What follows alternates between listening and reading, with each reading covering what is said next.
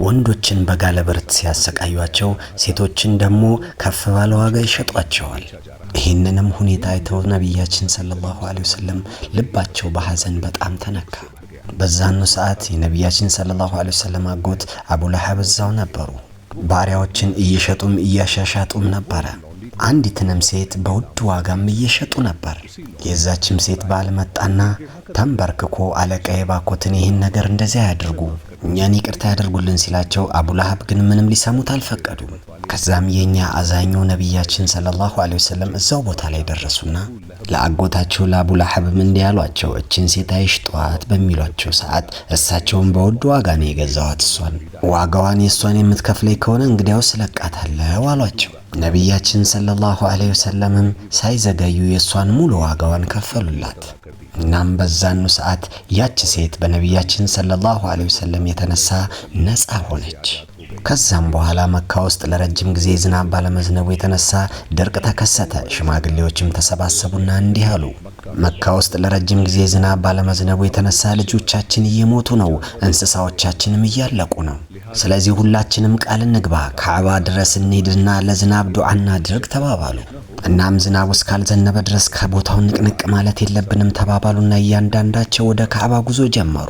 አጎት አቡ ጣሊብም ሊሄዱ ነበረ። ነገር ግን ሙሐመድ ሰለላሁ ዐለይሂ ወሰለም ረጋ ባለ ድምፅ እንዲህ ብሎ ጠየቃቸው፣ አጎቴ ወዴት ልትሄድ ነው ሲላቸው፣ አጎትየውም አንተ ሙሐመድ ለረጅም ጊዜ መካ ዝናብ ባለመዝነቡ የተነሳ መካ ደርቃለች፣ ሰዎችም አንድ ባንድ ሆነው እያለቁ ስለሆነ ወደ ካዕባ ጠጋ ብለን ለዝናብ ዱዓ ልናደርግ ነው ሲሏቸው፣ ረሱላችንም ሰለላሁ ዐለይሂ ወሰለም አጎቴ እንግዲያውስ እኔንም ይዘውኝ ሄዱ አሏቸው።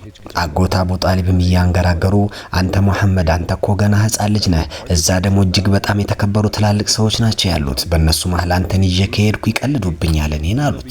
ነቢያችንም ሰለላሁ ዐለይሂ ወሰለም ፈገግ እያሉ እንዲህ አሏቸው፣ አጎቴ ግድ የለህም ይዘኸኝ ሂድ፣ እነሱ እዛ እንድኖር ካልፈለጉ እኔው ራሴ ተመልሼ እመጣለሁ አሏቸው። ይህንንም ከሰሙ በኋላ አጎት አቡ ጣሊብ ምንም መልስ ሊሰጡ አልፈለጉም፣ ምክንያቱም የወንድማቸው ልጅ በጣም ስለሚወዷቸው።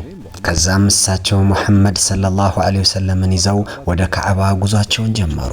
ከትንሽ ጊዜ በኋላም ካዕባው ጋር ሲደርሱ ካዕባው አካባቢ እጅግ በጣም ትልልቅ ከበርቴ ሰዎች ተሰብስበዋል። እንዲሁም የመካ ነዋሪ ወንድና ሴቶችም ተሰባስበዋል። ምክንያቱም እነሱ ቃል ገብተዋል ዝናብ እስካልዘነበ ድረስ ከቦታው ንቅንቅ እንደማይሉ። የመካ ታላላቅ ሰዎችና ሽማግሌዎች ለአቡ ጣሊብ አንተ አቡ ጣሊብ እኛ ቃል እንደገባን አልሰማህም እንዴ? ለምን ይህን ሕፃን ልጅ ይዘህ መጣህ አሏቸው።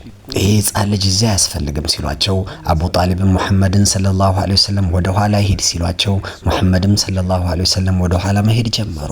ከዛም በኋላ እነሱ ተሰባስበው ዱዓቸውን ማድረግ ጀመሩ። አንተ የካዕባ ጌታ እባክህን ዝናብ አዝንብልን፣ እኛ ይህን ድርቅ መቋቋም አቅቶናል። ምሽቱ ማለፈ ግን ዝናብ ጠብ አላለም።